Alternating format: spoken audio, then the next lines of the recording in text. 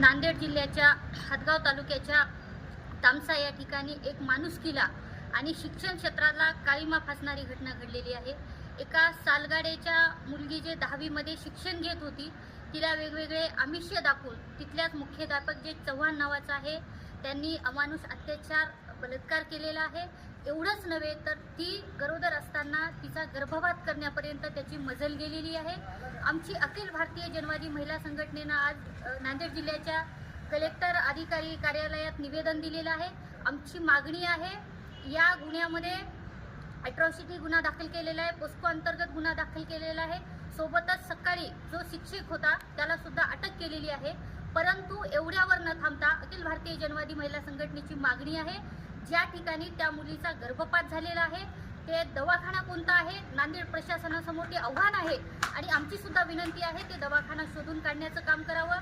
जे जे यामध्ये सामील आहेत, जे डॉक्टर असतील, कोणता दवाखाना आहे त्या दवाखान्यातला संपूर्ण स्टाफ असेल, या सगळ्यांवर कायदेशीर कडक कारवाई करून दवाखान्याची मान्यता रद्द करावी। सोबतच डॉक्टरांना जी डिग्री आहे ती सुद्धा डिग्री रद्द करण्याचं काम माननीय जिल्हाधिकारी साहेब आणि प्रशासनाने करावं। यासोबतच या शाळेमध्ये ही घटना घडलेली आहे त्या संचालकाला सुद्धा सह आरोपी करावं।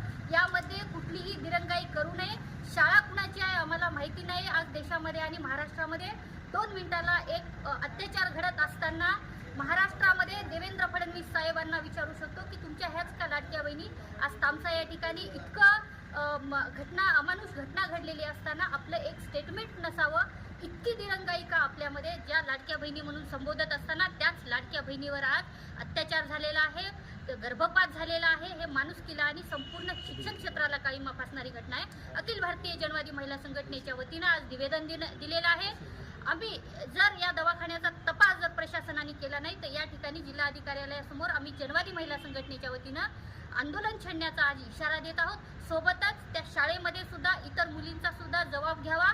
किती मुलींवर अजूनही काही मुली असू शकतात यामध्ये या अत्याचाराला बळी पडल्या असू शकतात, त्यामुळे या सगळ्यांची चौकशी झाली पाहिजे। आज आमची मागणी आहे।